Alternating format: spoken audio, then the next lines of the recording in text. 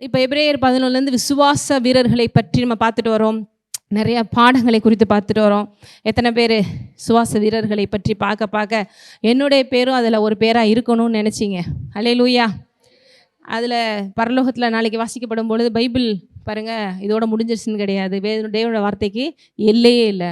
நாளைக்கு நம்ம பரலோகத்துக்கு போன பிறகு இல்லை ஆண்டவர் சீக்கிரமாக ஒரு வேளை வந்துட்டாருனாலும் இந்த விசுவாச வீரர்கள் பட்டியலில் நம்மளுடைய நேமையும் சேர்த்து தூதர்கள் முன்பாக உலகத்தில் இருக்கிற எல்லாரும் முன்னாடி வாசித்தானா அது எவ்வளோ சந்தோஷமாக இருக்கும்னு நினைக்கிறீங்க? ஆமேன். ஆனாலும் நான் ஏற்கனவே சொன்ன மாதிரி இதெல்லாம் ஒரு சாதாரண ப்ராசஸ்ஸாக அப்படின்னா இல்லை. ஏனென்றால் இந்த உலகம் எல்லாத்தையும் வேறு மாதிரி பார்க்குது. நம்ம எப்பயுமே என்ன பண்ணுறோம்? வேறு மாதிரி பார்க்குறோம். எப்படி ஒரு ஜஸ்ட்டு ஒரு வேறு கண்ட்ரிலேருந்து இந்த நம்ம இந்தியாவுக்கு வந்தாலே அவன் எல்லாத்தையும் வேறு மாதிரி தான் பார்க்குறான். அப்படி தானே?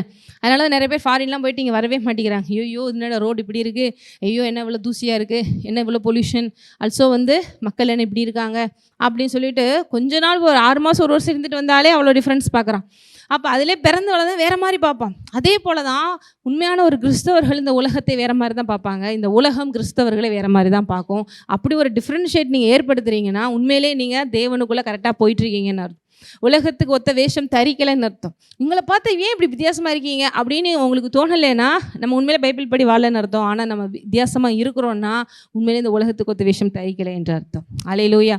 அப்போ இந்த விசுவாச வீரர்களுடைய எல்லாருடைய வாழ்க்கையை எடுத்து பார்த்தீங்கன்னா எல்லாருமே இந்த உலகத்துக்கு பைத்தியமாக தான் இருந்தாங்க. நோவா என்ன சொன்னார்? மழையே இல்லாத காலத்தில் என்ன வரும்னு சொன்னார்? மழை வரப்போது, இந்த உலகமே மொத்தமாக அந்த மலையில் அழிய போகுது, ஆகவே நான் ஒரு போட்டு கட்டி, போட்டுன்னு ஏதோ சின்ன சைஸ் இல்லை, அவ்வளோ பெரிய இன்ஃப்ராஸ்ட்ரக்சர் அது எல்லாருக்குமே தெரியும். இது மற்றவங்களுக்கு சூப்பர் ஐடியாப்பா, நாங்களும் எங்களுக்கு ஒரு ரூமை போட்டு வந்துடுறோம் அப்படின்னு சொல்கிற மாதிரி இருக்கா, இல்லை பைத்தியமாக இருக்குமா? நீங்களே சொல்லுங்கள். மலையே அப்போ வரைக்கும் கடவுள் உலகத்தில் அனுப்புனதே கிடையாத காலத்தில் மலையை பற்றி ஒருத்தர் விசுவாசித்து போகிறதுங்கிறது எவ்வளோ பெரிய சவால் நினைக்கிறேன். இன்றைக்கி உங்களுக்கு கொடுத்துருக்கிற ப்ராசஸ்லாம் ஒரு பெரிய விஷயமே கிடையாது. உங்களுக்கு ஒருத்தவங்களுக்கு சில விஷயங்களை விசுவாசித்து போ அப்படின்னு சொல்கிறாரு இல்லையா, சில விஷயங்களை வெயிட் பண்ணி காத்துட்ருக்கீங்க இல்லையா, இதை கம்பேர் பண்ணும் போது அது ஒன்றுமே இல்லை. அதுதான் நான் சொல்ல வரேன். உண்மையிலேயே இங்கே இருக்கிற விசுவாச வீரர்களை பார்க்கும்போது உங்களுக்கு உண்மையிலே என்ன வரும்ப்பா, நமக்கு கொஞ்சம் ஈஸியாக தான் இருக்குது டாஸ்க்கு அப்படிங்கிற ஒரு ஃபீலிங்ஸ் வரும். அடுத்து எபிரேயரில் பார்த்தீங்கன்னா உங்களுக்கு நோவாவை பற்றி, அடுத்து பார்த்தீங்கன்னா ஆபிரகாம் சாரால் எடுத்துக்கிட்டிங்கன்னா நார்மலாக இயற்கையாக இந்த வயசுக்கு மேலே குழந்தை பெறதுக்கு ஆணுக்கும் சான்ஸ் இல்லை, பெண்ணுக்கும் சான்ஸ் இல்லைங்கிற போது தேவன் அவனுக்கு ஒரு குழந்தைய தருவேன்னு சொல்கிறது. அதை இவங்க விசுவாசித்து ஆபிரகாம் பேரை மாற்றிக்கிறாங்க, சாரால் பேரை மாற்றிக்கிறாங்க. ஏனென்றால் ஆபிரகாம்னா என்ன அர்த்தம்? அநேக ஜாதிகள், அநேக பிள்ளைகளின் தகப்பன்னு சொல்லியிருந்தா கூட பரவாயில்லைங்க. என்ன போட்டிருக்கு? அநேக ஜாதி. நம்ம ஊரில் சொல்கிற மாதிரி நிறைய ஜாதி இருக்குமோ அப்படி இல்லை. நேஷன்ஸ். என்னது? எல்லா வகையான நேஷன்ஸ் ஒன்றுலேருந்து புறப்பட போகுது. ஒன்றுமே பிள்ளை இல்லாதவனை பார்த்து பாசிபிள் இல்லாத சுச்சுவேஷனில் இந்த வார்த்தை வருது. எத்தனை பேர் இதை நம்புறது பெரிய விஷயம்னு நினைக்கிறீங்க? எப்பயுமே தேவனுடைய காரியங்கள் அப்படி தான் இருக்கும். நம்பவே முடியாது. இதெல்லாம் சொன்னால் அவனால் ஒத்துக்குருவானா ஆண்டவரே, பைத்தியமாக இருக்கே ஆண்டவரே அப்படிங்கிற மாதிரி இருக்கும். ஆனால் அதை நீங்கள் நம்புறது தான் பேர் என்னது? விசுவாசம். எத்தனை பேர் உண்மையிலே அப்படிப்பட்ட விசுவாசத்தில் போயிட்டுருக்கீங்க? அப்படி பார்க்கும்போது உண்மையிலே விசுவாசத்தில் போயிட்டுருக்கவங்கள பார்த்தாலும் உங்களுக்கு எப்படி இருக்கும்? பைத்தியமாக தோணாது. அவங்கள பார்த்தா சூப்பர், அப்படி தான் போங்க, நானும் உங்களோட சேர்ந்து வரேன் அப்படின்னு சொல்கிற மாதிரி தான் இருக்கும். உங்கள் முன்னாடி போயிட்டுருக்கவங்கள பார்த்து சந்தோஷப்படுவீங்க. அப்படி தான் பார்த்தீங்கன்னா மரியாள் எலிசபெத்தை பார்த்து சந்தோஷப்படுறேன். ஏன்னா மரியாள் சொல்கிறாங்க, நான் ஆவியில் இப்படி கற்பம் தெரித்து ஆண்டவரை சுமந்துருக்கிறேன், இதை போய் நான் அட்ட சொன்னால் என்ன நினைப்பாங்க பாருங்கள். மரியாள் எங்கேயுமே போய் அவங்க அப்பாட்ட சொன்னாங்க, அவங்க அம்மாட்ட சொன்னாங்க, கூட பிறந்த சகோதரிகிட்ட சொன்னாங்க, எங்கேயுமே போடல. எலிசபெத் தூரத்து சொந்தம், ஆனால் அங்கே போய் சொல்கிறாங்க. யார்கிட்ட சொன்னால் நம்ம விசுவாசம் புரியுமோ அங்கே போய் சொல்லும் போது தான் கரெக்டான அங்கீகாரம் கிடைக்கும். வேறு யாரையும் புரிஞ்சு கொள்ள மாட்டாங்க. ஏன்னா நீங்களே பக்கத்து வீட்டுக்காரங்க, மரியாள் வீட்டு பக்கத்து வீட்டுக்காரங்கள இருந்திருந்தீங்கன்னா கூட விசுவாசம் இல்லாமல் இருந்திருந்தால் நீங்கள் தப்பாக தான் பார்த்துருப்பீங்க. அதுதான் உண்மை, நேச்சுரல். அது எப்படி இப்போ தான் என்கேஜ் பண்ணியிருக்க ஒரு பிள்ளைக்கு அதுக்குள்ளேயும் கற்பம் அப்படி சொல்லும் போது தப்பாக நினைக்க தான் சான்சஸ் இருக்குது. ஆமாவா இல்லையானா இருக்குது. ஆனால் எலிசபெத்திட்ட போய் சொல்லும் போது எலிசபெத்துக்கு என்ன அதிசயம் நடந்துருச்சு? வயசான அந்த பாட்டி 6 மாதம் கன்சீவாக இருக்குது. அதை பார்த்து மரியாளுக்கு ஆச்சரியம் வந்துருச்சு. உங்களுக்கே இப்படி நடந்துச்சுன்னா தேவனால் கூடாத காரியம் ஒன்றும் இல்லை, என்னையும் நடத்துவார்.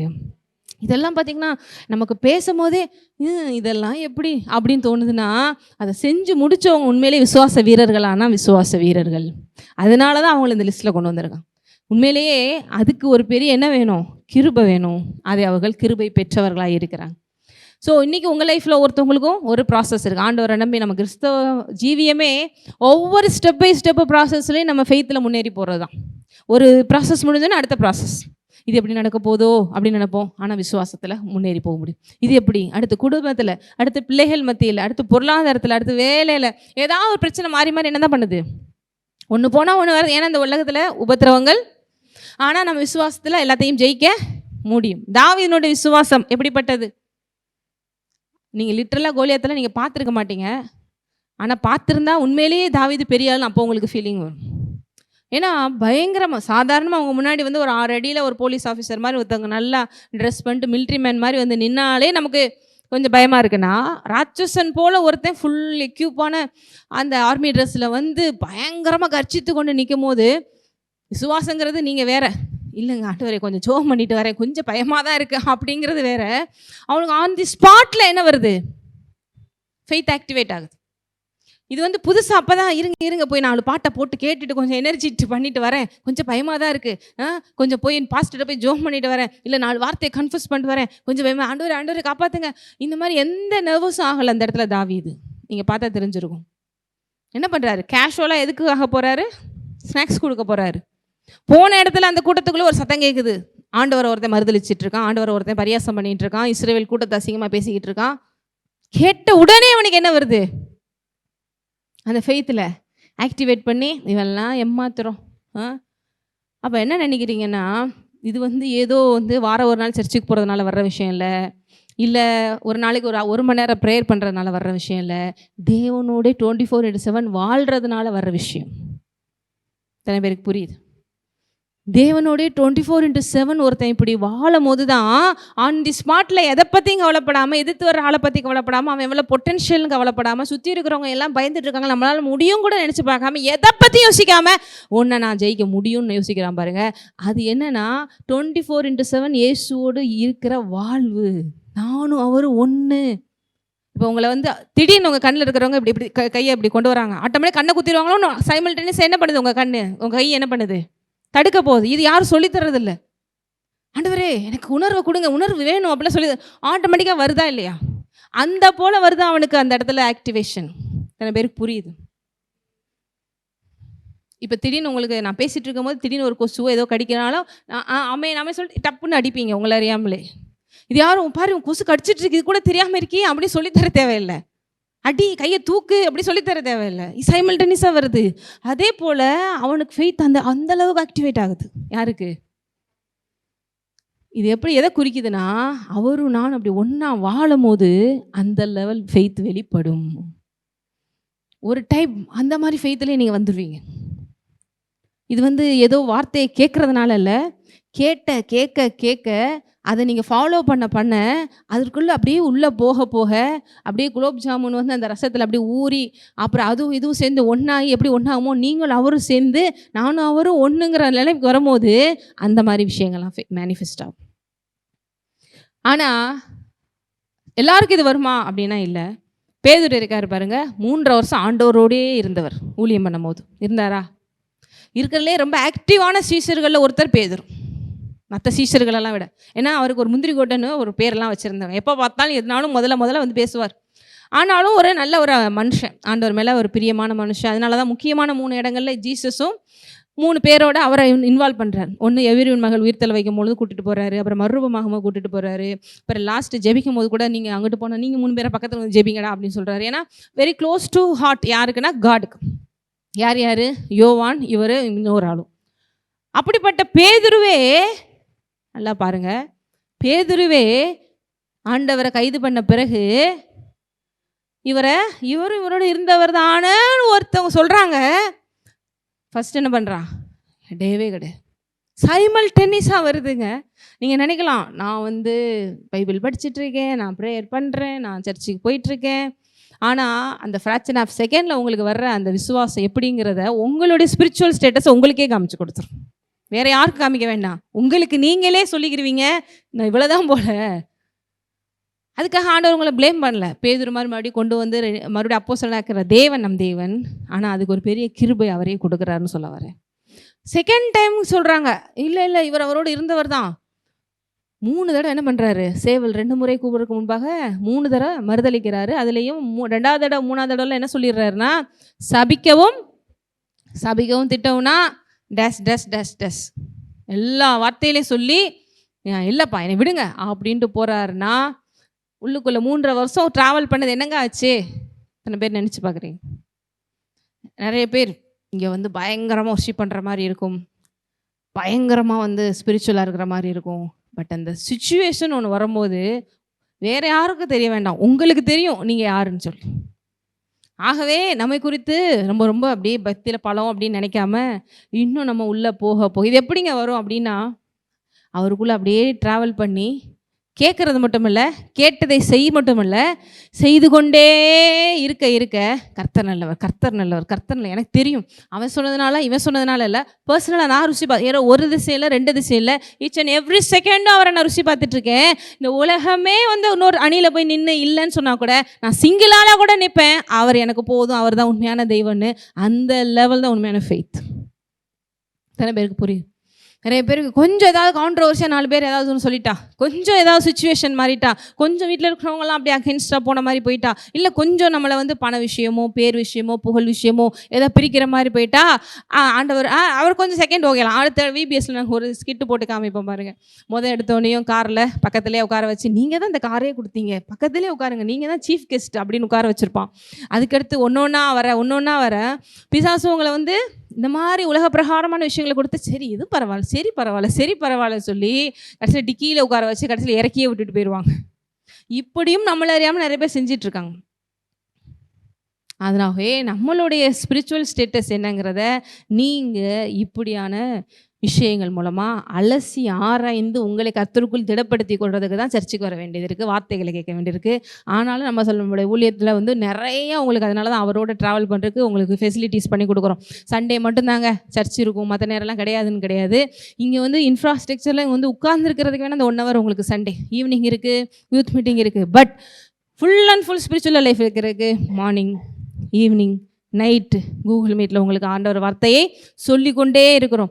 அதே மாதிரி யூடியூப்பில் போனால் ஆயிரக்கணக்கில் வீடியோஸ் ஏஜிஎம்ஐ சர்ச் யூடியூப் சேனலில் இருக்குது, என்னோடய பேரில் இருக்கிற யூடியூப் சேனல்ஸில் இருக்குது. நீங்கள் கேட்கலாம் கேட்டுக்கொண்டே இருக்கலாம். அங்கே கடல் மாதிரி குமிஞ்சு கிடக்கும். ஏன்னா நமக்கு எப்பயுமே இது தெரியும், இன்றைக்கி என்ன இந்த டைட்டிலாம் இதை வச்சு தானே பேசியிருப்பாங்க அப்படிங்கிற மாதிரி இல்லை.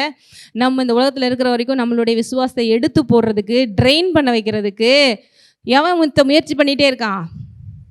ஆகவே நம்ம இங்கே உட்காந்து உள்ள குளுக்கோஸ் ஏற்றுற மாதிரி ஏற்றிக்கிட்டே இருக்க வேண்டியது ரொம்ப அவசியமாக இருக்கிறது. நானாக இருந்தாலும் சரி, ஊழியக்காரனாக இருந்தாலும் சரி, நீங்களாக இருந்தாலும் சரி, விசுவாசத்தில் பலப்பட்டாலொழிய வாழ்க்கை இல்லை. விசுவாசம் எப்படி வரும்? தேவனுடைய வார்த்தையை கேட்டுக்கொண்டே. வாரத்தில் ஒரு நாள் சண்டே சர்ச்சுக்கு வந்து கேட்குறதே இன்னைக்கு பெருசாக இருக்குன்னா அப்போ அவங்களோட நிலைமை எப்படி இருக்கும் நீங்களே யோசிச்சு பாருங்க. வாரத்தில் ஒரு நாள் 1 hour உட்காந்து நம்மளை கேட்குறதுக்கே ரொம்ப கஷ்டம்ப்பான்னு சொல்கிறோம்னா சுத்தமாக சர்ச்சுக்கே வராதவங்க நிலைமை எப்படி இருக்கும்? இல்லை 24/7 ஒரு உறவாடுற நிலைமை எப்படி இருக்குங்கிறது பைபிள் நம்ம கிளியராகவே சொல்லும். ஆகவே நானும் உங்களெல்லாம் வந்து வாரத்தில் ஒரு நாள் வந்துட்டு போனாலே உங்களுக்கு சூப்பர் அப்படின்னு சொல்லி என்கரேஜ் பண்ண மாட்டேன். 24/7 தாவீதை போல் அவரோடு என்ன பண்ணுங்கள், ஒன்றாக இணைந்து ட்ராவல் பண்ணுங்கள். ஈவன் எந்த சுச்சுவேஷனாலும் உங்களுக்குள்ளே இருக்கிற ஃபெய்த் அப்படி வரும். இப்போ சாஸ்ட்ராக் மேஷாக் யாபேத்நேகோ இருக்காங்க, என்ன பண்ணுறாங்க அவங்க? இவங்க எல்லாத்தையும் பற்றி நம்ம வரிசையாக சில பேர்லாம் டீட்டெயிலாக போடல, ஆனால் அடுத்தடுத்த வசனங்கள் வேறு டீட்டெயிலாக வருது. இன்றைக்கி ஆக்சுவலி எப்தாவை பற்றி பார்க்க போகிறோம். அதுக்கு முன்னாடி சின்ன ஒரு இன்ட்ரோக்காக தான் பேசிகிட்டு இருக்கேன். சாஸ்ட்ராக் மேஷாக் யாபேத்நேகோ என்ன பண்ணுறாங்க? அக்கினி சூளையில் போடுறாங்க. இப்போ வந்து இது மாதிரி ஒரு சுச்சுவேஷன் லைஃப்பில் எப்போனாலும் நம்ம லைஃப்பில் வரலாம். அக்கினி சூளைனா லிட்டரலாக அவங்கள கொண்டு போய் அக்கினி சூழலும் போடணும் தேவையில்ல. சூழ்நிலைகள், பிரச்சனைகள், போராட்டங்கள் எதனாலும் வரலாம். ஆனால் அந்த சூழ்நிலையில் கூட நீங்கள் எப்படி பிஹேவ் பண்ணுறீங்கிறது தான் உங்களுடைய ஃபெய்த் நீங்கள் யாரும் உங்களுக்கு காமிச்சு கொடுக்கும்.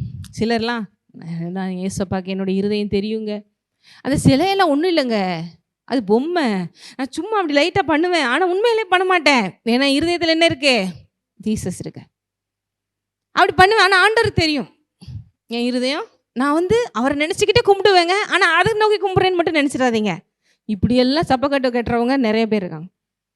நான் என்ன சொல்கிறேன்னா, ஒரு ஆரம்பத்தில் குழந்த மாதிரி இருக்கும் போது சரி, அந்த குழந்தைங்களுக்கு என்ன தெரியும், சில விஷயங்கள் தெரியாது. ஆனால் கடைசியில் எத்தனை வருஷம் ஆனாலும், கிறிஸ்தவத்தில் எத்தனை நாட்கள் ஆனாலும் இப்படியே தான் இருப்பாங்க அப்படின்னா அது யாருக்கு நஷ்டம்னா நமக்கு நஷ்டம். பிசாசு ஈஸியாக உடச்சிட்டு போயிட்டே இருப்பான். அந்த டைமில் அவங்களுக்கு ஒரு ஃபெய்த் வந்துச்சு பார்த்தீங்களா? அந்த லாஸ்ட் மினிட்ல அக்கினி சூளையில் 7 மடங்கு வேற எரியும் போது கப்ப கப்ப கப்ப கப்பன்னு சூடான காற்று வேற வரும். நம்மளால ஏப்ரல் மே மாதம் வெயிலே தாங்க முடியல. 7 மடங்கு அக்கினி சூளையினுடைய தாக்கம் எப்படி இருந்திருக்குங்கிற யோசிச்சு பாருங்க. அப்போ கூட ஒன்றும் கெட்டு போகலை. பேசாமல் நைஸாக ஒரு கும்பிட போட்டுட்டு எஸ்கேப் ஆயிரு, ஆண்டோட்ட போய் மன்னிப்பு கேட்டுடலான்னு தோணும். தோணுமா? தோணலைன்னா தான் அதிசயம். எதுக்கு ரிஸ்க் எடுத்துக்கிட்டு?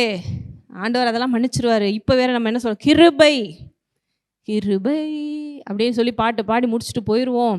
ஒன்றும் பிரச்சனை இல்லை ஆண்டவருக்கும். ஆனால் இன்றைக்கும் நம்ம 2026 அவங்கள பற்றி பேசுகிறோன்னா அதுதான் அவங்க விசுவாசத்தில் அவங்க கிடைச்ச மகிமை. யாரும் ஆண்டவர் அழிக்கணும்னு தேவையில்லை, ஆண்டவர் கெடுக்கணும் தேவையில்லை.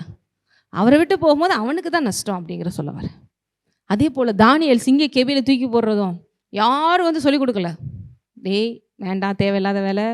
பழைய ஏற்பாட்டிலே இந்த கலக்கு கலக்கிறாங்க விசுவாசத்தில்னா, இன்னைக்கு அந்த விசுவாசத்தை துவக்குகிறவரும் முடிக்கிறவருமா இருக்கிற இயேசு கிறிஸ்து, எல்லாவற்றையும் சிலுவையில் செய்து முடித்த இயேசு கிறிஸ்து உங்களுக்குள்ளே வந்துட்டாருன்னா நீங்களும் நானும் எந்த மாதிரி வாழ்க்கை வாழலாம்.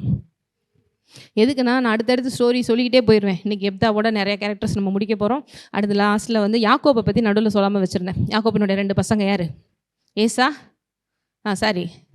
ஈசாக்கினுடைய 2 பசங்க ஏசா யாக்கோப். அவங்கள பற்றி நான் ஒரு வசனத்தை சொல்லாமல் வச்சுருந்தேன். அதையும் அடுத்த வாரம் சொல்லிட்டா மோஸ்ட்லி எல்லா கேரக்டரும் முடிஞ்சிடும். அதுக்கு அடுத்து வர்றதா ப்ரோசிக்யூஷன்ஸ்லையும் எப்படி உண்மையாக இருந்தாங்க விசுவாசத்தில் அப்படிங்கிறத பற்றி பார்க்குறோம். பட்டு எத்தனை தடவை நான் பார்த்தாலும் நானும் இன்றைக்கி சர்வீஸ் முடிஞ்சிருச்சுன்னு போகலாம், நீங்களும் அந்த சர்வீஸ் அட்டன் பண்ணிட்டு போகலாம். ஆனால் அந்த சிச்சுவேஷன் வரும்போது நீங்கள் என்ன பண்ணுறீங்கிறத வச்சு தான் உங்களுக்கு ஆசீர்வாதம். இத்தனை பேருக்கு புரியுது? யூதாஸ் மாதிரி மறுதளிச்சுட்டு போனாலும் ஒன்றும் இல்லை தேவனுக்காக வேறைக்கமாக நிற்பேன் அப்படின்னாலும் உங்களுக்கு தான் ஆசீர்வாதம். ஆகவே இந்த விஷயத்தை இப்படி நீங்கள் கேளுங்க. நான் ஏனோ தானோன்னு கேட்க மாட்டேன். நான் கேட்குற ஒவ்வொன்றும் என் வாழ்க்கையை மாற்றக்கூடிய சத்தியங்கள். இவர் மெய்யான தேவன், இவர் என்ன சொல்கிறாரோ நான் அப்படியே பிடித்து கொள்வேன். அவர் தான் என் ஜீவன், என் வாழ்வு, என்னுடைய எல்லாம் என்று சொல்லி கேட்கும்போது எந்த உலகத்தில் நெகட்டிவான சுச்சுவேஷன், நாளைக்கே உலகமே அழியப்போ சுச்சுவேஷன் வந்தாலும் நீங்கள் வாழ்ந்துருப்பீங்க. அதுக்காக தான் தேவனோடு பேசிகிட்டு இருக்கேன். நீங்கள் வாழ்ந்துருப்பீங்க, நீங்கள் ஜெயிப்பீங்க, நீங்கள் முன்னேறுவீங்க. இந்த உலகத்தில் இருக்கிற உங்களுக்கு ஒத்த வேஷம் தெரியாத மாதிரி, உங்களை பைத்தியம்னு சொல்கிற மாதிரி எத்தனை சுச்சுவேஷன் இருந்தாலும் அன்னைக்கு இந்த உலகம் பாராட்டும், யோசேப்பை போல் பாராட்டும், நீ உண்மையிலேயே ஸ்பெஷல். உங்கள் சுற்றி இருக்கிறவங்க உங்களை வந்து டிபெண்ட் பண்ணி வாழ்கிறபடி தேவன் பண்ணுவார். இன்னும் நமக்கு லாஸ்ட் டேஸில் என்ன நடக்க போகுங்கிறத நிறையவே இப்போ சொல்லியிருக்கேன். ஸோ ஆனால் அங்கே என்ன வசனம் சொல்லுது? அவரை அண்டி கொள்கிறவர்கள் பாக்கிய. அண்டி கொள்கிறதுனா ஏதோ ஒரு ஓரமாக உட்காந்துட்டு இல்லை, டைட் அவரே பிடிச்சிக்கிட்டு நானும் அவரும் ஒன்றுங்கிற அந்த ஒரு மைண்ட் செட்டில், அந்த ஒரு லைஃப் ஸ்டைல் வாழும்போது எந்த சூழ்நிலை வந்தாலும் யார் ஜெயிப்பா? நீங்கள் தான் ஜெயிப்பீங்க. எத்தனை பேர் அப்படி ஒரு வாழ்க்கை வாழும்? அதனால தான் அவர் சொல்கிறார், நான் செடி நீ. எத்தனை பேர் அப்படி ஆண்டவரோட இணைஞ்சிருக்கிறீங்க? நான் வேணும்னா போய் 2 கிரேப்ஸை பறித்து சாப்பிட்டு வருவேங்க அப்படின்னு இல்லை. நான் செடி நீ கொடி, வா நம்மளுடைய அந்த இணைப்பு எத்தனை பேருக்கு புரியுது? அந்த பாண்டேஜ் ஈவன் ஹஸ்பண்ட் ஒய்ஃபில் கூட அந்த அளவுக்கு சொல்ல முடியாது. ஆனால் தேவனும் நாமளும் அப்படி ஒன்றா இருக்கிறோமா? வசனம் சொல்லுது, பிரிக்க முடியாதவர்களாய். ஒரு பாலோட தண்ணியை கலந்துட்டிங்கன்னா பிரிக்க முடியாது. மறுபடியும் எனக்கு தண்ணியை மட்டும் தனியாக கொடு, பாலை மட்டும் தனியாக கொடுன்னு. அந்த மாதிரி ஆவியானவங்களுக்குள்ளே வந்து உங்கள் ஆவியும் அவர் ஆவியும் ஒன்றாய் சேர்ந்து இருவரில் ஒருவராய் மாறிவிட்டீர்கள். இம்மானுவேல், தேவன் எவ்வளோ விஷயங்கள் நமக்கு இந்த வசனங்கள், இந்த வார்த்தைகள் நமக்கு வெளிப்படுத்துது. அப்போ நீங்கள் தனியால் இல்லை, கர்த்தர் உங்களோடு இருக்கிறார். யாரோட இருக்கிறா? அது எந்த மாதிரி உறவு? திராட்சை செடி கோடி ஏதோ வந்து போய் ப்ரேயர் பண்ணிட்டு வருவோம், சாமி கும்பிட்டுட்டு வருவோம், அந்த மாதிரி இல்லை. நானும் அவரும் ஒன்றார். இப்படி இருந்து தான் இயேசு கிறிஸ்து இந்த உலகத்தில் அவ்வளோ அதிசயங்களை அற்புதங்களை செய்கிறார். அப்போ உங்களுக்கு நிழல் பட்டு கூட என்ன படுக்குது? எத்தனை பேருக்கு நானும் அப்படி மாதிரி செய்யணும்னு நினைக்கிறீங்க? நீங்கள் செய்யணும்னு நினைச்சாலும் நினைக்காட்டாலும் உங்களுக்கு கொடுக்கப்பட்ட ஆசீர்வாதம் அதுதான். நீங்கள் இயேசுவை வெளிப்படுத்துகிற மாதிரி வாழ்க்கை வாழ ஆரம்பிச்சிட்டிங்கனாலே உங்கள் மூலம் அதிசய அற்புதம் போகுமானா புரண்டு ஓடும். உங்களை நிழல் பட்டு சுகமாக நீங்கள் திரும்பிலாம் பார்க்க தேவையில்லை, என்ன நிழல் பட்டு சுகமாகலேன்னு. நீங்கள் போயிட்டே இருந்தால் போதும், அதுவாட்ட சுகமாயிட்டே இருப்பாங்க. உங்களுடைய ட்ரெஸ்ஸை தூக்கி அந்த கச்சையை தூக்கி போட்டாலே போதும், ஆட்டோமேட்டிக்காக ஹீல் ஆவாங்க. உங்களுடைய வாயின் வார்த்தைகள் அவங்களுக்கு சமாதானம் வரும். நீங்கள் எங்கே போனாலும் மற்றவங்களுக்கு ஆசீர்வாதம் தேடி வரும். ஏனென்றால் ஆசீர்வாதம் உங்களுக்குள்ளே வந்துருச்சு, ஜீவனை உங்களுக்குள்ளே வந்துருச்சு. அப்போ உலகத்தில் நடக்கிற எந்த மரணத்துக்கான பிரச்சனைகளும் குறித்து பயப்பட வேண்டிய அவசியம். ஸோ அந்த லைஃப் ஸ்டைலுக்கு கொண்டு போவது தான் விசுவாசம். அதனால தான் விசுவாசம் இல்லாமல் தேவனுக்கு பிரியமாக இருப்பது தயவுசெய்து கிறிஸ்தவத்தில் தயவுசெய்து ஒன்று புரிஞ்சுக்கோங்க. இன்றைக்கி நானும் நிறைய கிறிஸ்டியன்ஸ் எல்லாம் ஓரளவு பார்த்து நானே ஒரு வகையில் சோர்ந்து போய் உட்காந்துருக்கேன். என்னடா இருக்காங்க கிறிஸ்டியன், எப்படி 99%. அதனால தான் ஆண்டவர் வேலை வருகையை டிலே பண்ணுறாரு போல். இப்போ வந்தால் வெளிப்புறமாக புறஜாதியாக இருக்கிறவங்க மட்டும் கைவிடப்படுறதில்லை, உள்ளுக்குள்ளே இருக்கிறவனே 99% கைவிடப்பட்டுருவான் போல். ஒரு 10% நம்மள மாதிரி ஆள் தான் போவோன்னு நினைக்கிறேன். அதனால ஆண்டவர் இன்னும் கொஞ்சம் பொறுமை, அவர் வாரும் இந்த வேமா வந்து உன்னை தூக்கி நரகத்தில் போடுறதுக்காக கொஞ்சம் வெயிட் பண்ணுமா, எல்லாம் மாறுங்கம்மா அப்படிங்கிற மாதிரி போயிட்டுருக்கு உலகம். ஸோ ஆண்டவர் கோடி நன்றி சொல்லணும் நம்மளை நல்லபடியாக கொண்டு போயிட்டுருக்கிறதுக்கு. ஆகவே தேவன் நல்லவர். இன்றைக்கு எப்தாவை பற்றி நம்ம பார்க்க போகிறோம். எப்தா எத்தனை பேர் கேள்விப்பட்டிருக்கீங்க? பைபிளில் பெருசாக ரேராக இவரை பற்றி நீங்கள் கேள்விப்பட்டிருக்க மாட்டீங்க. ஏன்னா இப்போ சாமுவேல் அப்படி சொன்னால் தெரியும், தாவீது சொன்னால் தெரியும், மோசே சொன்னால் தெரியும், மேரி சொன்னால் தெரியுது, பவுல் பேதுரு. எப்தா அப்படின்னா தெரியல. எங்கே இருக்குது பாருங்கள், எபிரேயர் 11 நிறைய காரியங்களை பார்த்துட்டு வந்தோம். 32 படிங்க.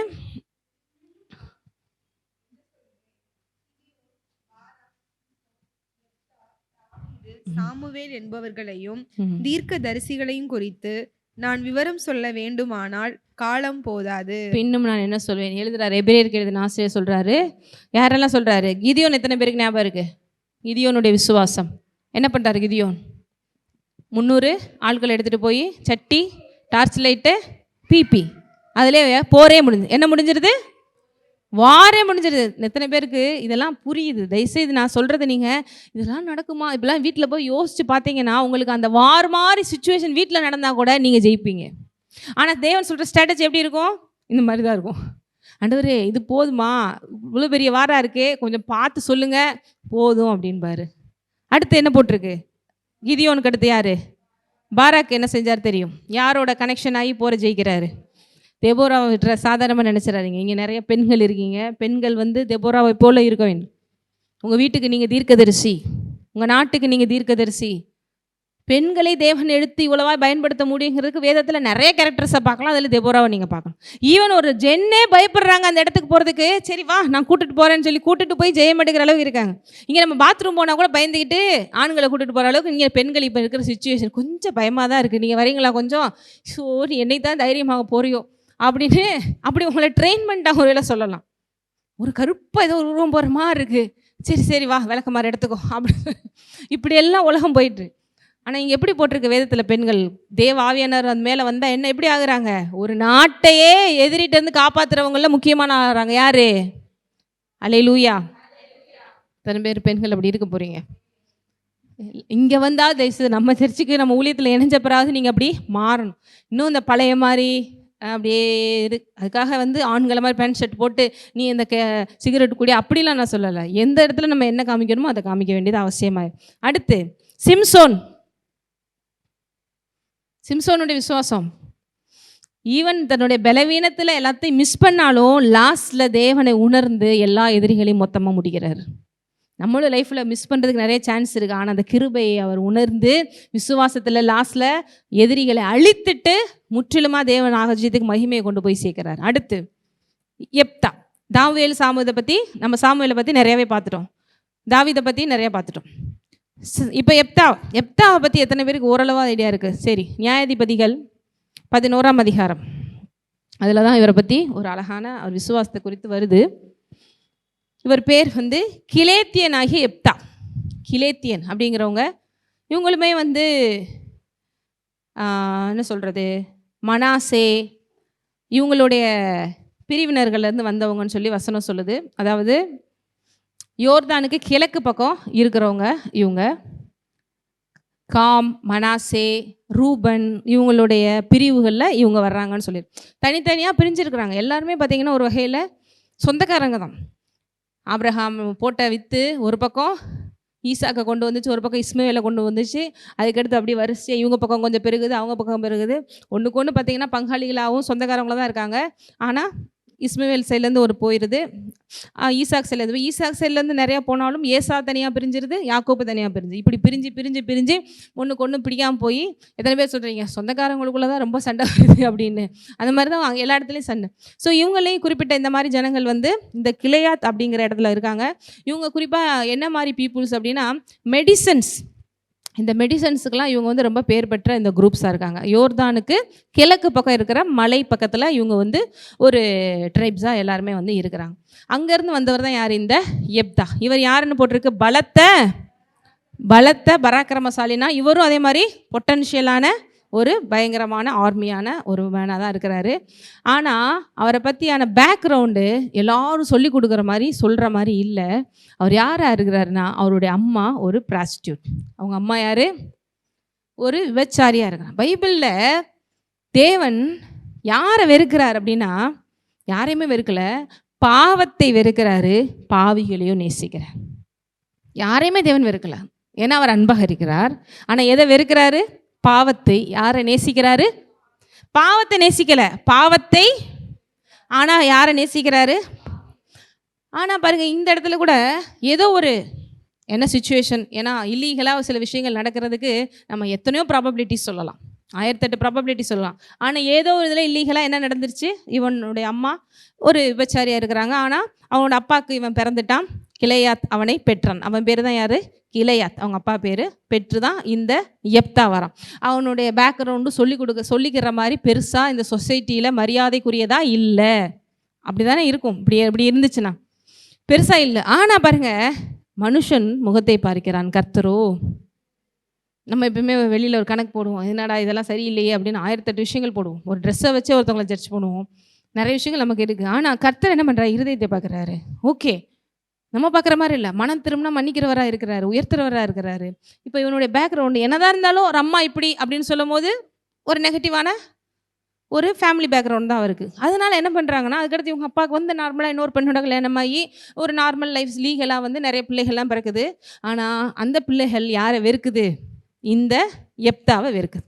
ஏன்னா என்னதான் இருந்தாலும் இவனோட தாய் தவறான வழியில் வந்தவன், இவங்க தான் லீகல். ஸோ யாரை வெறுப்பு தான் ஆவாங்க.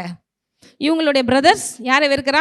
யெப்தா வெறுக்கிறான். நீ வந்து எங்கள் குடும்பத்தில் இருக்கவே கூடாது, உன்னால் சேர்ந்து எங்களுக்கும் உலகத்தில் நேச்சுரலாக யாரும் சொல்கிறது தான். ஸோ பிரிஞ்சு போ. ஆனால் எதுக்கு எந்த பாவம் செய்ய யெப்தா ஒன்றும் பண்ண மாட்டான். ஏன்னா அவங்க செஞ்சதுக்கு, இவன் ஏதோ ஒன்று பிள்ளையாக பிறந்ததுக்கு கொஞ்சம் கூட அங்கே ஈவு இறக்கம் இல்லை. ஆனால் சொசைட்டி அப்படி தான் ஹேண்டில் பண்ணும், ஏன்னா தப்பு தான் அப்படின்னு. ஸோ என்ன பண்ணுறாங்க, இவனை ஆரம்பத்துலேருந்து ரிஜெக்ட் பண்ணுறாங்க. ஒரு ஸ்டேஜில் என்ன பண்ணுறாங்கன்னா, யெப்தாவை எங்களை விட்டு தனியாக போயிருன்னே சொல்லிடுறாங்க. அது அவனுக்கு ரொம்ப சந்தோஷமாக இருந்திருக்குன்னு நினைக்கிறீங்களான்னா இருக்க. ஏன்னா எப்பயுமே லைஃப்பில் இந்த நிறைய சினிமாஸ்லாம் எடுப்பாங்க, ஒரு தவறான ஒரு வாழ்க்கை இல்லை ஒரு நெகட்டிவான வாழ்க்கையிலேருந்து ஒருத்தவங்க வெளியில் வரும்போது ஒரு ஹீரோவாக காமிப்பாங்க அவனை. ஆனால் அவன் எவ்வளோ கஷ்டப்பட்டு வந்தான், எவ்வளோ வழிகளை தாண்டி வந்தான், சொசைட்டி அவனை எப்படி வெறுத்துச்சு, எவ்வளோ ஏழ்மையிலிருந்து வந்தான். இவங்களெல்லாம் சினிமாவில் பார்க்கும்போது நமக்கு நல்லாயிருக்கும். ஆனால் நேச்சுரலாக ஒரு லைஃப் நமக்கு அப்படி கிடச்சிச்சின்னா, ஐயோ என் தலையெழுத்தில் இப்படி போய் விழுந்துருச்சேன்னு தான் நினைப்போம். அப்படி ஒரு யெப்தா ஒரு சபிக்கப்பட்டவன் மாதிரி பார்க்கப்பட்டான், ஒதுக்கப்பட்டவன் மாதிரி பார்க்கப்பட்டான், புறக்கணிக்கப்பட்டவன் மாதிரி பார்க்கப்பட்டான் கூட அப்படி தான் கருதப்பட்டான். அவனோட லைஃப் அப்படி தான் இருந்துச்சு. பிகாஸ் ஆஃப் ஹிஸ் மதர், அவனுடைய அம்மா தவறான ஒரு உறவில் வந்த பிள்ளையாக இருக்கிறான். ஆனாலும் தேவன் யாரையுமே எந்த நோக்கம் இல்லாமல் படைக்கிறது இல்லை, மறுபடியும் மன்னித்து வாழ வைக்கிற தகப்பனாக இருக்கிறார். ஆகவே இவன் ஒன்று எல்லாத்தையும் நிறைய இடங்கள்லாம் காமிப்பாங்க சினிமாலலாம், இப்படிலாம் நெகட்டிவாக இருந்ததுனால தாங்க இவன் மோசமான ரவுடி ஆகிட்டான், இவன் வந்து மோசமான ஒரு நெகட்டிவாக பண்ணி கொலைகாரன் ஆகிட்டான், ஜெயிலுக்கு போயிட்டான்பாங்க. ஆனால் ஈவன் அந்த நெகட்டிவ் சுச்சுவேஷன்லையும் தேவனை பிடித்து கொள்ளக்கூடிய ஒரு ஆளாக இருக்கிறான். ஈவன் நம்ம லைஃப்பில் எல்லாமே நெகட்டிவாக இருந்தாலும் கர்த்தர், நிறைய பேர் ஆனால் உலகத்தில் என்ன சொல்லுவாங்கன்னா, என் தலையில் கடவுள் தாங்க அப்படி எழுதிட்டாரு அப்படி சொல்லி கடவுள் மேலே தான் வெறுப்பு வரும். ஆனால் இவனுக்கு இந்த மனுஷங்க தான் இப்படி என்னை பார்க்குறாங்க, கர்த்தர் என்னை அப்படி பார்க்கல அப்படிங்கிற ஒரு மைண்ட் செட், அதுதான் அவனுக்கு இவ்வளோ பெரிய விசுவாசி வேணா கொண்டு வந்துச்சுன்னு சொல்லலாம். தொடர்ந்து என்ன நடக்குது அப்படிங்கிறத பார்க்கும்போது உங்களுக்கே தெரியும். ஸோ கர்த்தர் நம்மளை எப்படி பார்க்குறாங்கிறது ரொம்ப முக்கியமாக இருக்கிறது. ஸோ இவனுக்கு நிறைய கஷ்டங்கள் வருது பாருங்கள். கிளையாத்தின் மனைவி அவனுக்கு குமாரர்களை பெற்றால், அவன் மனைவி பெற்ற குமாரர் பெரியவர்களான பின்பு அவர்கள் யெப்தாவை நோக்கி என்ன சொல்கிறாங்க, உனக்கு எங்கள் தகப்பன் வீட்டிலே நீ அந்நிய ஸ்திரீயின் மகன் என்று சொல்லி அவனை துரத்தினார்கள். இங்கெல்லாம் உனக்கு பங்கு கிடையாது, கிளம்பு, எதுவுமே கொடுக்க மாட்டோம் அப்படி சொல்லி. அப்பொழுது யெப்தா தன் சகோதரரை விட்டு ஓடி போய் தோப் தேசத்திலே குடியிருந்தான். வீணரான மனுஷர் யெப்தாவோட கூடிக்கொண்டு அவனோட கூட யுத்தத்திற்கு போவார்கள். சில நாளைக்கு பின்பு அம்மோன் புத்திரர் இஸ்ரவேல் மேல் யுத்தம் பண்ணினார்கள். பாருங்க, இவர் தனியாகவே வளர்ந்து ரஃப் அண்ட் டஃபாக வளர்ந்து, பட் ஆண்டவருக்குள்ள ஒரு ஃபெய்த்ஃபுல்லான ஆளாக இருக்கிறான், ஆண்டவரை நம்புகிற ஒரு ஆளாக இருக்கிறான். ஆனால் நிறையா இப்போ இந்த சாதாரணமாக ஒன்றும் இல்லாமல் வீட்டில் ஒதுக்கப்பட்ட பிள்ளைகள்லாம் எப்படி இருக்குன்னா, ரோட்லேயே கிடந்து செஞ்சு ஒரு முரட்டுத்தனமாக தான் வளரும். அதே நேரத்தில் அவனுக்கு கொஞ்சம் ஃபைட்டிங்லாம் நல்லா வருது. ஏன்னா அவன் இஷ்டத்துக்கு வாழ்ந்து செஞ்சு, அதாவது ரவுடிசம் பண்ணுறதுங்கிறது நெகட்டிவாகவும் இருக்குது, பாசிட்டிவாகவும் இருக்குது. நல்லா எல்லாரு கூடயும் சேர்ந்துக்கிட்டு எப்பயுமே சண்டை போட செய்ய வைக்கன்னு சொல்லிட்டு அவன் லைஃப் அப்படி போகுது. அப்போ இப்படிலாம் ஒதுக்குன ஆள்களே ஒரு நாள் இஸ்ரவேல் மேலே யார் வந்து யுத்தம் பண்ண வரான்னா, அம்மோன் புத்திரர்கள் யுத்தம் பண்ண வராங்க. எப்பவுமே நம்ம ஊரில் பார்ப்பாங்க, இவன் தான் வந்து பயங்கரமான ஆள், சண்டியர் மாதிரி நம்ம ஊரில் சொல்லுவாங்க. இவன் வந்து இவனெல்லாம் அனுப்புனா 4 பேர் அடிச்சுட்டு வந்துடுவான்ப்பா அப்படின்னு சொல்லுவாங்க. அந்த மாதிரி ஒரு ஆளா யாராக இருந்தால் பராக்கிரமசாலியா இந்த எப்தா இருக்கிறார். ஸோ இவங்க முடிவு பண்ணுறாங்க, இவன் வந்து ஆள் நிறையா பேர் வச்சுருக்கான், இவனுக்கு ஒரு டீம் வச்சுருக்கான், இவனும் பராக்கிரமசாலியான ஒரு ஆள் தான். அப்போ வரைக்கும் வெறுத்து வேண்டான்னு தூக்கி போட்டவங்க பிரச்சனைன்னு வரும்போது யார் வந்தால் இங்கே சரியாக வரும் அப்படின்னு நினைக்கிறாங்க அப்படின்னா அந்த எப்தா வந்தால் சரியாக வரும் தான் நினைக்கிறான். சில பேருக்கு புரியுது. எப்பயுமே மனுஷங்க புத்தியை தான் பாருங்கள், எந்த இடத்துல எவனை யூஸ் பண்ணலான்னு யூஸ் பண்ணிட்டு போகிறவங்க அவங்களுக்கு அசிங்கமாக இருக்குது, அவங்களுக்கு அவமானமாக இருக்குது, இவங்க கூட இருந்தால் நமக்கு நல்லது கிடையாதுன்னு நினச்சி அதே கோத்திரம், அதே குரூப் ஆஃப் பீப்புள்ஸ், அதே சொந்த பந்தம் ஒரு பிரச்சனைன்னு வரும்போது இங்கே வந்து நம்மெல்லாம் போய் சென்று கஷ்டம், ஆனால் அவனை இறக்குனா சரியாக வரும் அப்படிங்கிற ஒரு விஷயத்தை கர்த்தர் அந்த இடத்துல அவங்களுக்காக ஏற்படுத்தினான்னு கூட சொல்லலாம். யாரை கூப்பிட போகிறாங்கன்னா எப்தாவை. பாருங்கள், அவர்கள் இஸ்ரவேல் மேல் யுத்தம் பண்ணும்போது கிளையாத்தின் மூப்பர் எப்தாவை தோப் தேசத்திலிருந்து அழைத்து வர போய் எப்தாவை நோக்கி என்ன சொல்றாங்க? 6 படிங்க. ம் ம்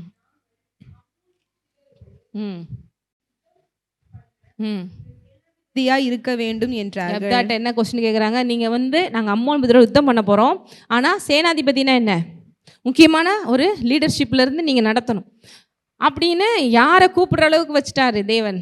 எப்தாவை கூப்பிட்றேன். அப்போ எப்தாவை சும்மா இருக்க மாட்டார். எப்பா இவ்வளோ நாள் நான் உங்களுக்கு அசிங்கமாக தெரிஞ்சேன், நான் உங்களுக்கு அவமானமாக தெரிஞ்சேன், என்னுடைய பிறப்பு சரியில்லாதனால என்னை நீங்கள் இப்படி பார்த்தீங்க, நம்ம ஊரில் தான் ஒதுக்கி வச்ச மாதிரி ஒதுக்கி வச்சுற மாதிரி சில விஷயங்கள்லாம் பண்ணுவாங்க, என் கூட நீங்கள் கலவ மாட்டீங்க, என்னை கேவலமாக நினைப்பீங்க, ஆனால் இப்போ பிரச்சனை வரும்போது இவன் தான் சரியாக வருவான்னு சொல்லி நீங்கள் வந்து லீடர்ஷிப் எடுத்து ஏதாவது பண்ணுங்க அப்படின்ற அளவுக்கு வர்றாங்க. அடுத்து அதற்கு எப்தா கிலியோத்தின் மூப்பரை பார்த்து, நீங்கள் அல்லவா என்னை பகைத்து என் தகப்பன் வீட்டிலிருந்து என்னை துரத்தினவர்கள், இப்பொழுது உங்களுக்கு ஆபத்து நேரிடுகிற சமயத்தில் நீங்கள் என்னிடத்தில் ஏன் வருகிறீர்கள் என்றான். கேட்குறான். கொஸ்டின் கேட்குறது நார்மல் தானே.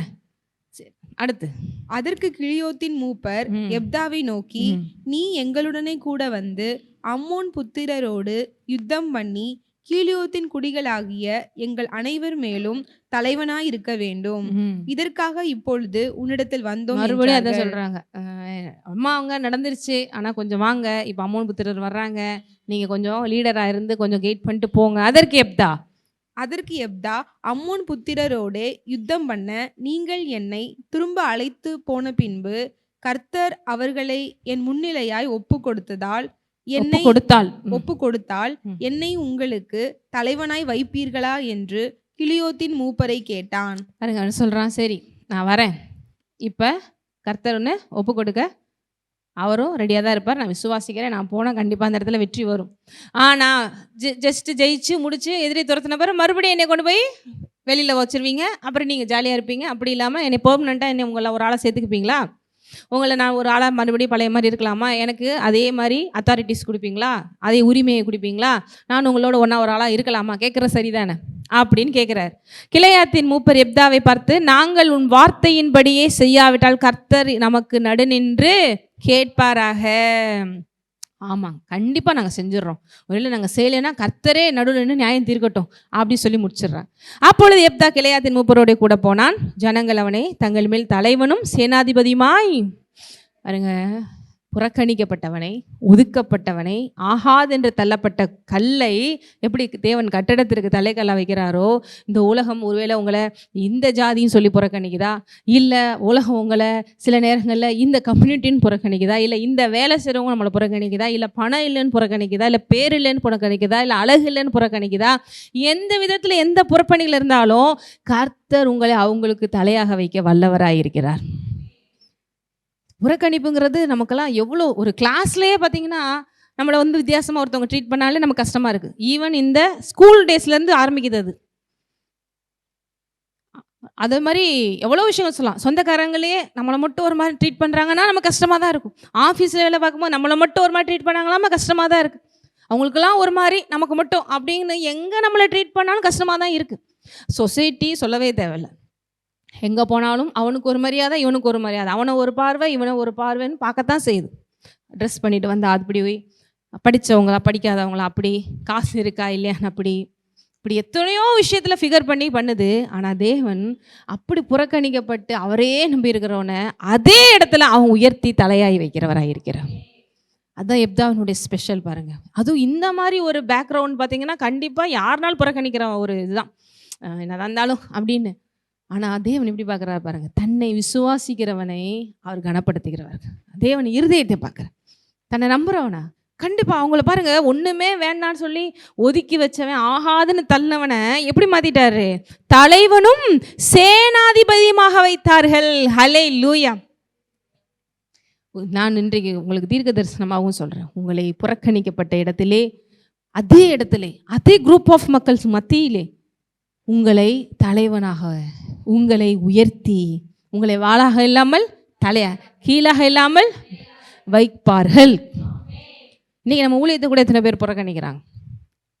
என்னடா ஒரு லேடிஸ் நடத்துகிறாங்க, லேடிஸ்குள்ளெல்லாம் இருக்க முடியாது. ஈவன் நிறைய இடங்கள் நான் கூட தெரிஞ்ச ஆரம்பத்தில் ஊழியத்தில் வந்து நிறைய பிரதர்ஸ் கூட பேசிக்கிட்டு இருந்தேன். ஆமாக்கா, நாம் ஒரு ஊழியக்காரங்கிட்ட பற்றி சொன்னால் கூட லேடி வந்து அப்படின்னு ஊழியக்காரங்களே சிலர் அப்படி நினைக்கிறாங்கக்கா அப்படின்னு சொன்னாங்க. பட் நான் விசுவாசிக்கிறேன், அழைத்தவர் உண்மையுள்ளவர்னா அந்த காலகட்டத்திலேயே இந்த புறக்கணிக்கப்பட்ட மக்கள் மத்தியிலேயே வேர்ல்ட்லேயே நம்பர் 1 சபையாக ஊழியமாக ஊழியக்காரர் நம்ம வைப்பார். அதுக்கான நாள் வருகிறது, நான் விசுவாசிக்கிறேன். இப்போ வராதவங்களை குறித்து நான் கவலைப்படவே இல்லை. ஏன்னா ஒரு நாள் ஐயோ நம்ம மிஸ் பண்ணிட்டோமே அவங்க நினைப்பாங்க. ஏன்னா எல்லாருக்குமே வந்து ஒவ்வொரு பெண் இவ அவ அப்படின்னு எல்லா விதத்திலும் எல்லாரும் ஒருத்தவங்கள மட்டம் தட்டுறது தான் அந்த உலகத்தினுடைய நியதி. நாங்களாம் அப்படி இல்லை, நீங்களாம் அப்படி இல்லை.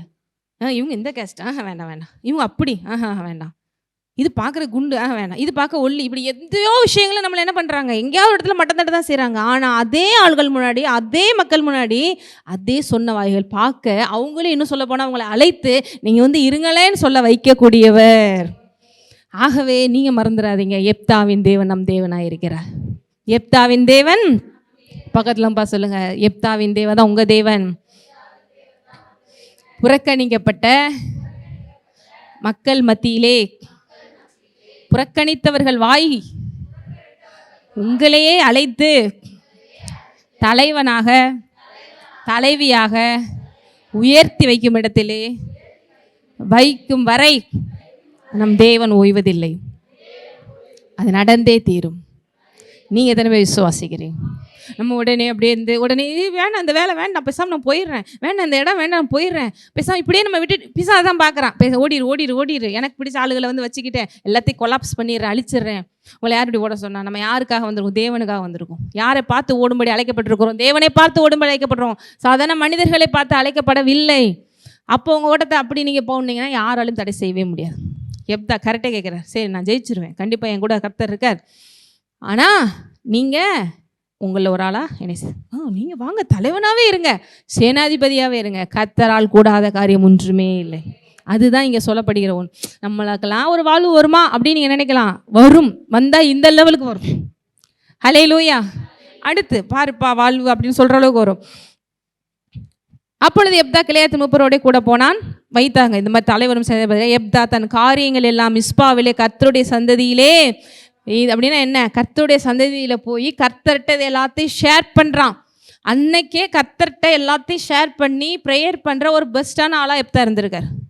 மிஸ்பாவிலே எப்தா தன் காரியங்களை எல்லாவற்றையும் கர்த்தருடைய சன்னதியிலே யாரு கூட பேசுகிறான்? டெய்லி கர்த்தரோட. யாரோட சன்னதினா அவர் இருக்கிற இடத்துல போய் காரியங்கள் எல்லாம் ஒன்று விடாமல் எல்லாத்துக்கும் நடந்ததெல்லாம் ஆண்டவர்கிட்ட போய் பேசுகிறான். எவ்வளோ ஒரு நல்ல ரிலேஷன்ஷிப்பில் இருக்காங்கன்னு தெரியுதா? ஏன்னா அவனுக்கு ஆரம்பத்துலேருந்தே யாரும் இல்லை, அவன் கைவிடப்பட்டவன், புறக்கணிக்கப்பட்டவன், நல்ல அம்மா இல்லை, நல்ல குடும்பம் இல்லை, நல்ல சொந்தம் இல்லை, நல்ல பந்தம் இல்லை. அதனால் அவனுக்கு ஆரம்பத்துலேருந்து ஆண்டவர் பிடிச்சிட்டான். ஹல்லேலூயா. அதனால எல்லாத்தையும் அவர்கிட்ட ஷேர் பண்ணுறான். ஆரம்பத்துலேருந்து ஒருத்தர்கிட்ட ஷேர் பண்ண கற்றுக்கிட்டான். அவன் தான் தேவன். இத்தனை பேர் புரியுது. நெகட்டிவாக வந்தது அவனுடைய பிரச்சனை இல்லை, ஆனால் அவன் அனுபவித்த பிரச்சனைகள், அவங்க அப்பா அம்மாவும் செய்த பிரச்சனைகள் பிள்ளைகள் மேலே விடுங்கிற மாதிரி இவன் நிறைய அனுபவிக்கிறான். ஆனால் ஒன்று, எல்லாரும் என்னை ஒதுக்கினாலும், இந்த மனிதர்களை என்னை ஆகாதவன் தள்ளினாலும் நான் கர்த்தரை நம்புவேன். பிடித்துக்கிட்டான். அதனால ஒன்று செய்கிறான், கர்த்தருடைய சன்னதியில் போய் எல்லாத்தையும் காரியங்கள் எல்லாம், அது ரொம்ப முக்கியம், காரியங்கள் எல்லாத்தையும் அவர்கிட்ட போய் ஷேர் பண்ணுறான். நிறைய பேர்லாம் தலைவனாக ஆண்டவன் வச்சுட்டாங்கப்பா, இனிமேல் என்ன ஜெபம் பண்ணிக்கிட்டு நமக்கு வந்துருச்சுல எல்லாம் அப்படின்னு இருப்பாங்க. எல்லாத்தையும் இப்போ கர்த்தர்ட்ட ஷேர் பண்ணுறான். பின்பு எப்தா அம்மோன் புத்திரரின் ராஜாவிடத்தில் ஸ்தானாதிபதிகளை அனுப்பி நிறைய விஷயங்கள் இதை வந்து நீங்கள் என்ன பண்ணுங்கள், தயவுசெய்து நடுவில் டைம் கிடைக்கும் போது இல்லை, இன்றைக்கி வீட்டில் ஹோம்ஒர்க்காகவே நீங்கள் என்ன பண்ணுங்கள், படிங்க. 13லேருந்து கிட்டத்தட்ட 12லேருந்து நீங்கள் என்ன பண்ணலாம், படிக்கலாம். இன்னும் நடுவில் எப்படி வந்து இஸ்ரேல் மக்கள் ஒடுக்கப்பட்டாங்க, இஸ்ரேல் மக்கள் மேலே இவங்க தேவையில்லாமல் பகைத்து வர்றாங்க, பிரச்சனைகள்லாம் அவங்க பக்கம்தான் இருக்குது. அம்மோன் புத்திரர்கிட்ட வாயிலே பேசி அந்த பிரச்சனைகளை சால்வ் பண்ணுறதுக்கு எவ்வளோ ட்ரை பண்ணுறாரு யார், எப்தா. லெட்டர் அனுப்பி செஞ்சு சொல்கிறார், எப்பா ஆரம்பத்துலேருந்து பிரச்சனை உங்கள் பக்கம் தான் இருக்குது. பாருங்கள், இவர் வந்து இஸ்ரேல் மக்களோட இல்லாட்டாலும் ஹிஸ்ட்ரி நல்லா தெரிஞ்சு வச்சுருக்கேன்.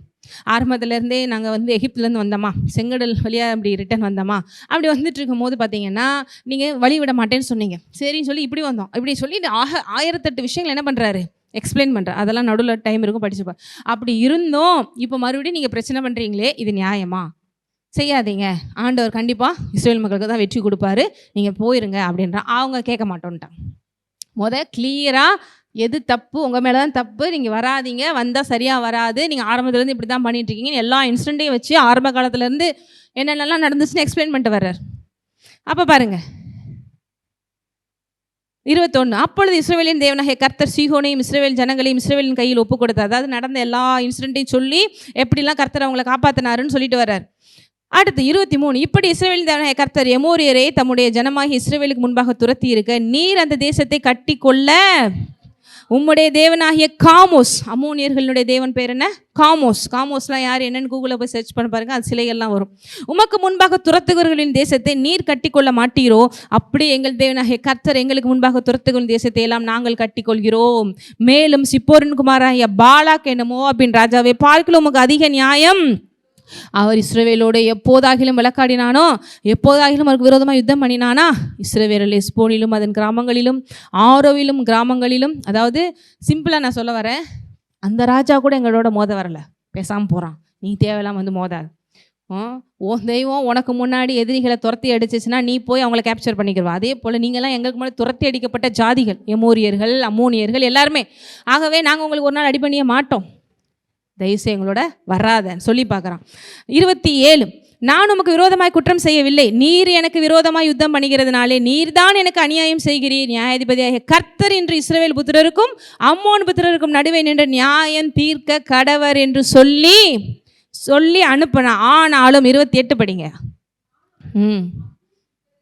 அம்மோன் புத்திரின் ராஜா எதிர்த்து வந்த ராஜா என்ன பண்ணுறாரு, எபத்தா சொல்லி அனுப்பின வார்த்தைகளுக்கு செவி கொடாதே போனான். எவ்வளவோ சொல்லி பார்க்குறான், லெட்ரு போட்டு சொல்லி பார்க்குறான், இதெல்லாம் வேண்டாம் விட்டுருங்க, இது சரியில்லை நீங்கள் செய்கிறது அப்படின்னு சொல்லி பார்த்தாலும் என்ன ரிசல்ட்டு, அம்மோன் புத்திரனுடைய ராஜா கேட்டானா, கேட்க மாட்டான், கேட்கல, செவி கொடுக்காதே.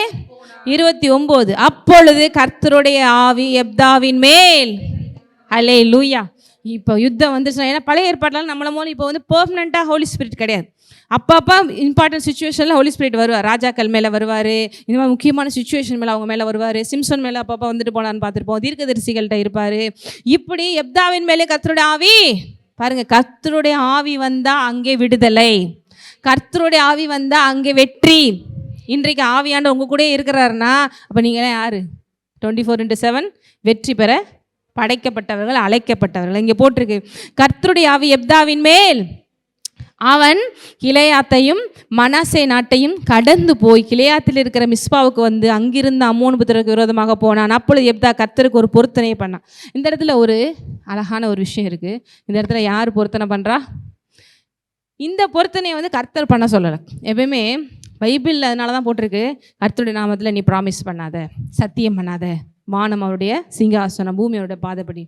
எப்தா எல்லாமே நல்லா தான் போயிட்டுருக்கு, பட் இவரே வாலண்டியராக இந்த விஷயம் நடந்து முடிஞ்சிருச்சுன்னா நான் இப்படி பண்ணிடுறேன் ஆண்டவரே அப்படின்னு சொல்லி ஒரு பொருத்தனை பண்ணுறேன். இந்த இடத்துல தான் தேவையில்லாத ஒரு மாம்ச சிந்தனைகள் வருது. அது என்ன அப்படின்னு பாருங்க, தேவரீர் அம்மோன் புத்திரர் என் கையில் ஒப்பு கொடுத்தால் நான் அம்மோன் புத்திரர் இடத்திலிருந்து சமாதானத்தோடு திரும்பி வரும்போது என் வீட்டு வாசற்படியில் எனக்கு எதிர்கொண்டு வருவது எதுவோ அதை கர்த்தருக்கு உரியதாகும், அதை சர்வாங்க தகன பலியாக செலுத்துவேன் என்றான். என்ன சொல்றாங்க இங்கே, கர்த்தருடைய ஆவியான அவன் மேலே வந்துட்டார்.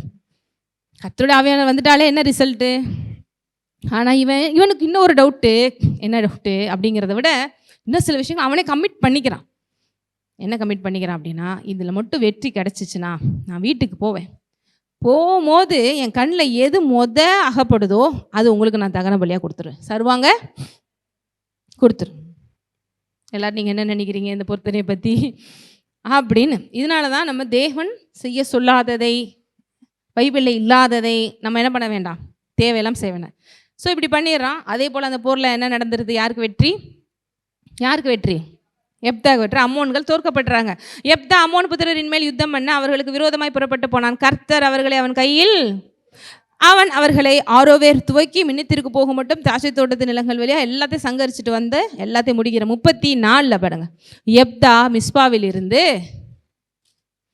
தன் வீட்டுக்கு வருகிற போது இதோ அவன் குமாரத்தி தம்புரு வாசித்து நடனம் செய்து அவனுக்கு எதிர்கொண்டு யார் வரா?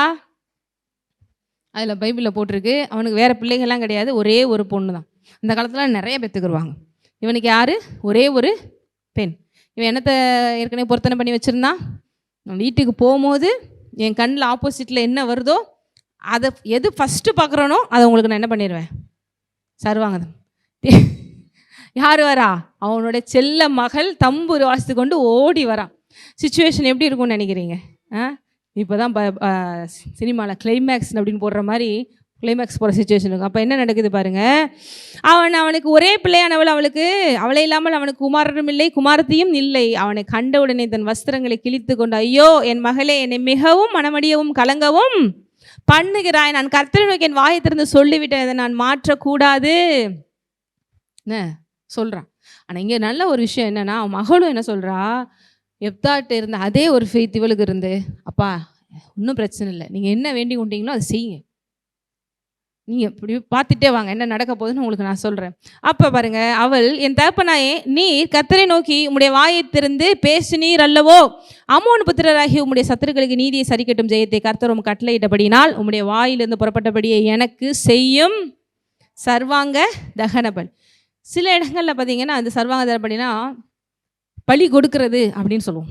ஆனால் பைபிளில் ஆரம்ப காலத்துலேருந்து இப்போ வரைக்குமே நம் தேவன் எந்த மனித பலிகளையும் கேட்டவர் கிடையாது. ஈவன் ஆபிரகாம் தன்னுடைய மகனை கொடுக்க வரும்போது கூட, நிப்பாட்டு, நான் என் மகனை அனுப்ப போகிறேன், நான் ரத்த சிந்த வைக்க போகிறேன், நீ ஒன்றும் கொடுக்க தேவையில்லை அப்படின்னு சொன்னவர் தான் நம் தகவல். ஏன்னா அந்த காலகட்டத்தில் பார்த்தீங்கன்னா நான் சொல்லியிருந்தேன், எல்லா தெய்வங்களுக்குமே மனித பலிகளை கொடுப்பாங்க, குறிப்பாக குழந்தைகளை கொடுப்பாங்க. அதெல்லாம் உங்களுக்கு காமிச்சிருந்தேன். இப்போ கூட பால் அப்படின்னு சொல்லி தெய்வத்தை வச்சு உங்களுக்கு நிறைய ரீசெண்டான நியூஸ்லாம் வந்துச்சு. எப்ஸ்டீன் ஃபைல்ஸ்லாம் வரும்போது நிறைய நியூஸ்லாம் வந்துச்சு. இப்போயும் அதே மாதிரி பண்ணிட்டு தான் சாலமோன் அது மாதிரிலாம் பண்ணான்னு உங்களுக்கு சொல்லி காமிச்சேன். நான் வெளியில் தகன பலிகளை கட்டி குழந்தை என்ன பண்ணுவான், தூக்கிப்போம். மனாசேங்கிற ராஜாலாம் இஸ்ரேல் ராஜாவாக இருக்கும் பொழுது இப்படி பின்வாங்கி போய் தன்னுடைய மகனையே அப்படி பலி கொடுத்துருக்கான். இப்படி பார்த்தா நிறைய கல்ச்சர்ஸ் நம்மளுடைய காலத்தில் இருக்க தான் செய்யுது. இப்போயும் நீங்கள் நியூஸில் பார்க்கலாம், நரபலிகளை பற்றி வரத்தான் செய்யுது. ஏன்னா அப்படிலாம் பண்ணால் சில விஷயங்கள் சிலருக்கு நடக்கும், அந்த ஸ்பிரிட்டுக்கு நம்ம பலி கொடுக்கும் போது அது நமக்கு பண்ணுங்கிற மாதிரி நினைக்கிறாங்க. ஆனால் நம் தேவன் அப்படிப்பட்ட தேவன் அல்ல. அவர் மனிதர்களை வாழ வைக்கிறவர் ஒழிய ஒரு நாளும் அழிக்கிறவர் அல்ல.